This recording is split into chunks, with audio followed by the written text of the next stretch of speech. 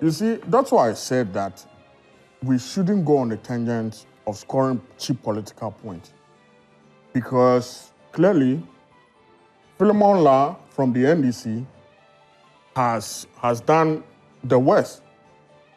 Look, they have a flag bearer that went around in all the mining areas.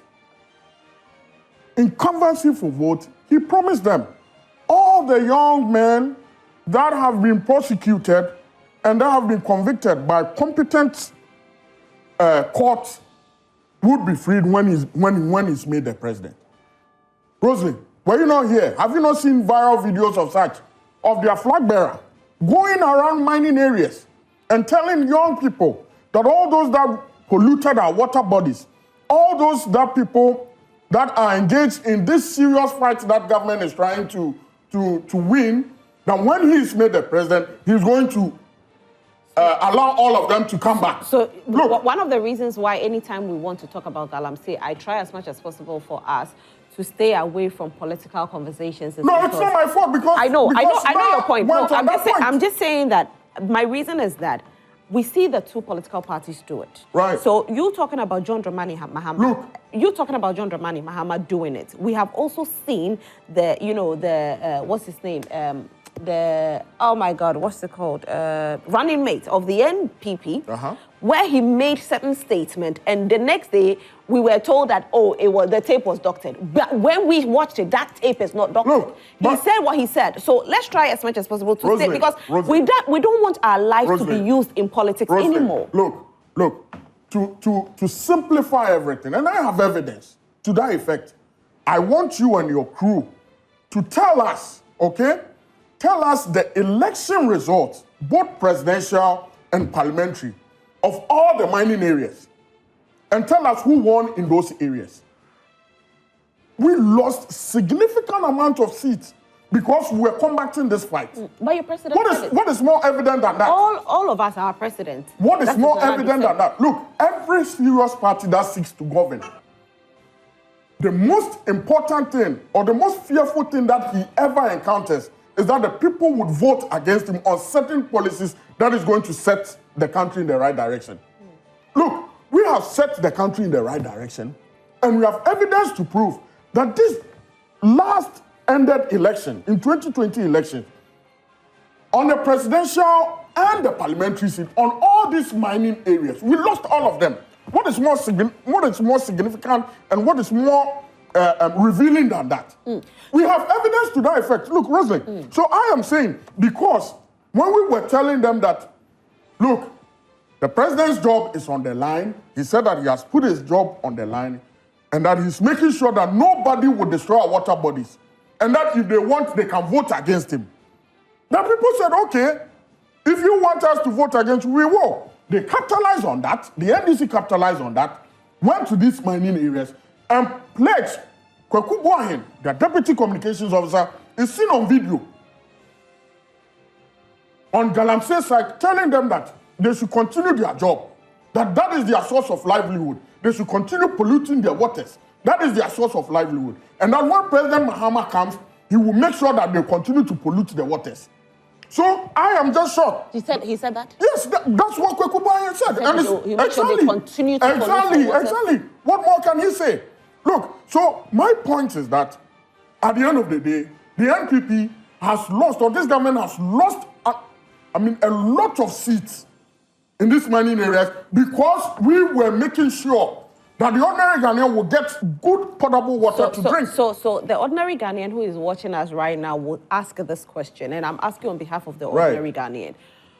Could it be the reason when you lost these seats is the reason why now we are seeing these consequences where you have decided that we are not losing seats anymore in 2024? No. So let us not go and attack, or let's not fight it to that extent so that we don't lose the seats. Did you not just say that yesterday they made some arrests? Those are mining areas. It is going to affect our vote. But remember, in this fight, votes are not important. The lives of the ordinary Ghanaian is most important. It's not about votes. They burnt excavators yesterday, right? These excavators belong to somebody For all you know, maybe that excavator belongs to a party financier of this party. You have 1 minute. Okay? But at the end of the day, because the president wants to protect lives, the president wants to protect our water bodies, the president wants families to enjoy their beautiful babies and not children with cleft and whatsoever, that is why he has done that. That is why a committee has been set to make sure that all those people who are involved, whether you're NDC or you're NPP, look, You'll be brought to book. you brought to book.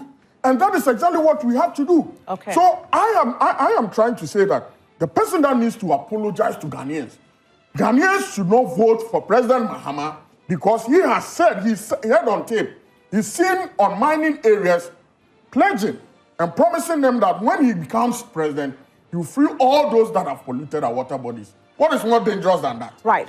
Philemon.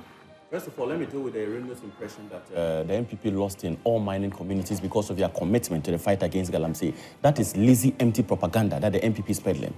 Look, I can give you several mining communities that the NPP won. Several. Look at Manson Kwanta. They won.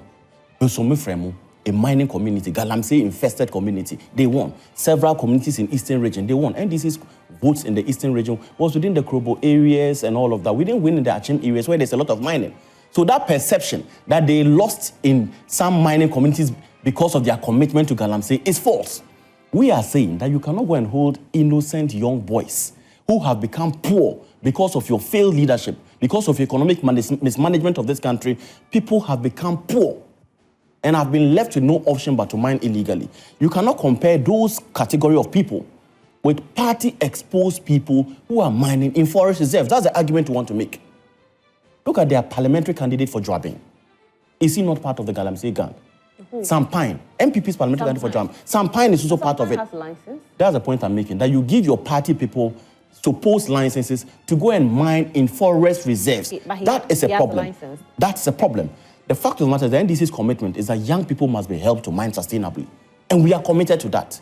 It cannot be the case that only NPP people are benefiting from the resources of this country at the expense of the mass of our people. That should never be said. Let me ask you this. If the NDC is saying this, why is the NDC the same people complaining about the fact that the president gave license to 35 companies to have small-scale mining? The fact is that the president has given out licenses to politically exposed people who are mining unlawfully. Look at this. Unlawfully. Listen, no, Rosalind, let me make my point. Okay, I think that the interjections are not helpful. No, make your point. If you give me the opportunity to make an argument, give me the opportunity to make the point. Make your point. And the fact of the matter is that politically exposed people are mining irresponsibly. There's the example of their national women's organizer, Kate Jenfua. Tell me any one of them that has been held to task for their involvement in Galamsey. Any one of them. None. So the president's commitment to the fight against Galamsey is lame duck. I asked a question. You haven't answered what's me. your question? I said, why is the NDC complaining about the fact that the president gave license or a Minerals Commission gave license to 35 companies? Beyond that is the fact that... question. I mean, like, will you hold this guy to task? Make Otherwise, I think that your program is very ungovernable. In my first round, he kept interjecting. And again, he's interjecting. Hold him to task. Otherwise, this program will become ungovernable as well. Yes, because I think you must... Go ahead and make your submission. Because the lunacy is demonstrating here must be controlled. Go ahead and make your... It must be controlled. We not be swayed by my interjections. Make your point. Benjamin, there's only one you do not have a program. That's when you make some of these things. Go ahead and make your point. We not be swayed by my interjections. I'll add 2 minutes to your time. Please continue. In my first round, he did the same thing. I added 2 minutes to your Stop time. being a crybaby and go on. Benjamin, please, let him make his point. I'm begging you. Okay, Philemon, please make your point. Go on. The people of this country are listening to a communicator of the NPP who has nothing to do but to make noise, who has admitted on this program that in any serious country, there would have been leadership. He has admitted that his government, Alhaji Bawumia, Akufo-Addo, have failed in handling the issue of Galamsey in this country. That is his admission on this program. All you can do is make empty noises. What sort of person are you? That you cannot keep quiet in the program panel discussion and allow your government to be inflated. Do not attack me. Speak to issues. Your flag bearer has said that when he becomes the president, he's going to free the ordinary people that are polluting our water. Speak to issues. Don't be a crybaby. Speak to issues. Don't be a crybaby. Speak to issues. Benji, please. Don't attack me. I won't sit here if you attack me. Benjamin. Rosalind, okay, I understand. I understand. Please, you can continue. You shouldn't attack me. Rosalind, don't attack me.